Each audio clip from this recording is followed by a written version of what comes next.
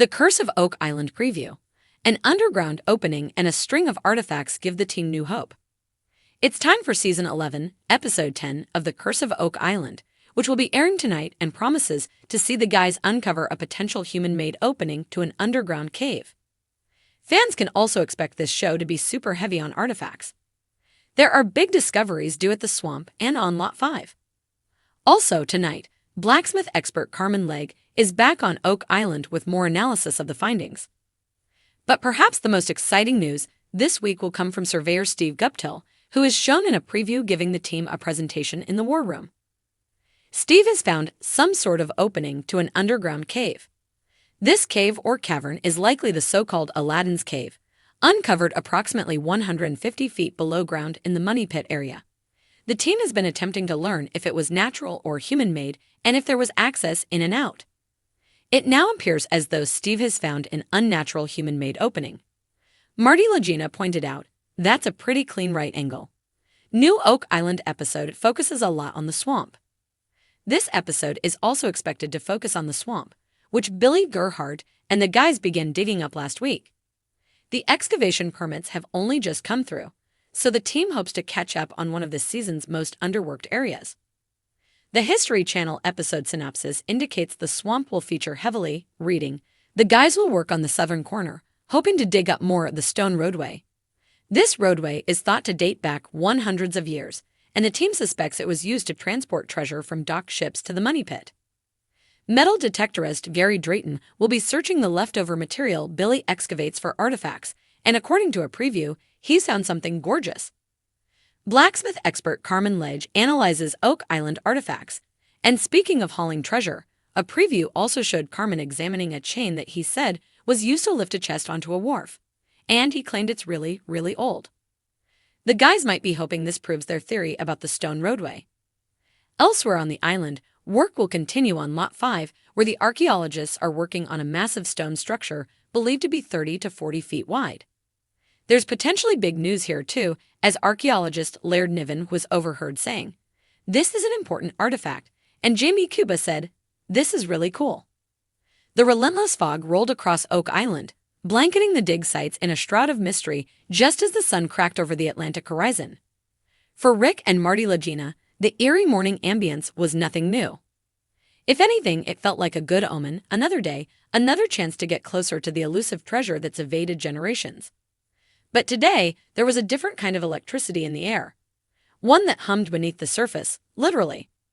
Weeks of strategic drilling and targeted scanning had finally paid off.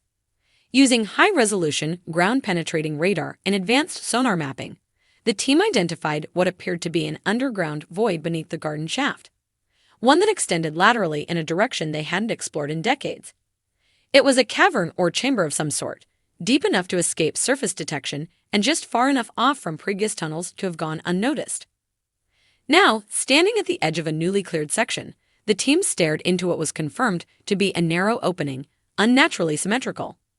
The Dumas Mining Company had worked in this area in the 1860s, but no documentation ever mentioned such an opening. This wasn't a mine shaft, it was something else, something older. "This could be man-made," geoscientist Terry Matheson said, his voice hushed in reverence. "You can see the support structures along the sides, wooden braces, likely placed centuries ago." Rick took a step closer, flashlight in hand. Or it's what's left of something even more elaborate. A tunnel, or maybe an access route to a vault. As the camera panned across the solemn, mud-streaked faces of the team, the importance of the moment wasn't lost on anyone. For the first time in seasons, the evidence wasn't just theoretical. This was tangible.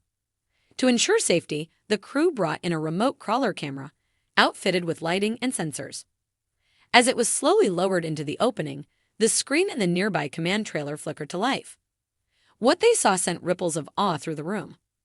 Wooden beams that looked older than colonial America. Stone placements resembling steps. And along the floor, scattered, partially buried in silt and debris, were glints of metal and shapes too symmetrical. Already halfway into his metal detecting gear, could hardly contain himself. "That's a bloody artifact graveyard down there." When the crawler returned with its first samples, pulled from a small bucket rigged to the device, it contained a series of objects that stunned even the most skeptical on the team. Among the finds, a triangular iron plate engraved with strange markings, possibly a cipher. A rusted hinge fragment that appeared to match those used on 16th century Spanish chests. And most curiously, a small, palm-sized stone carved with what looked like a knight's cross, eerily similar to the Templar symbolism the team had been chasing for years. This stone alone changes the narrative, said historian Charles Barkhouse, running his fingers over the faint lines. It links back to the theory that European visitors, possibly Templars or Spanish explorers, reached these shores long before modern settlements. Marty, often the team's voice of pragmatism, appeared visibly shaken as he observed the relics. We're not just finding things anymore, we're connecting dots. These artifacts aren't scattered by chance. They were placed, hidden. But even as spirits soared, caution remained paramount. The opening led into a tunnel system far older than anticipated, and stability was questionable. The team called in structural engineers to assess the chamber and determine whether it could be safely entered by humans. In the meantime, Gary and Jack Begley were given free rein to metal detector on the edges of the exposed area. Within hours, their detectors screamed with life. More items came to the surface: a weathered medallion, possibly of Portuguese origin, corroded chain links, and part of a wooden pulley system suggesting cargo movement. It was becoming clear this wasn't just a random stash. It was an operational zone. Perhaps a supply or treasure staging area built underground to keep secrets protected by more than just secrecy, protected by the earth itself. Later that afternoon, as the team gathered in the war room to catalog the finds, Doug Crowell laid out a map, an old French military chart discovered years ago. He pointed to a marking that had previously been dismissed, a symbol resembling a fan or layered vault. It lined up precisely with the underground void now discovered beneath the garden shaft. This is no coincidence, Dev asserted. Whoever mapped this centuries ago knew about this tunnel, knew it mattered. Even Craig Tester, normally subdued and methodical, allowed a rare smile. This may be our best shot yet. If the void leads to other chambers, and those chambers contain more than just artifacts, maybe scrolls, documents, even gold, then everything changes.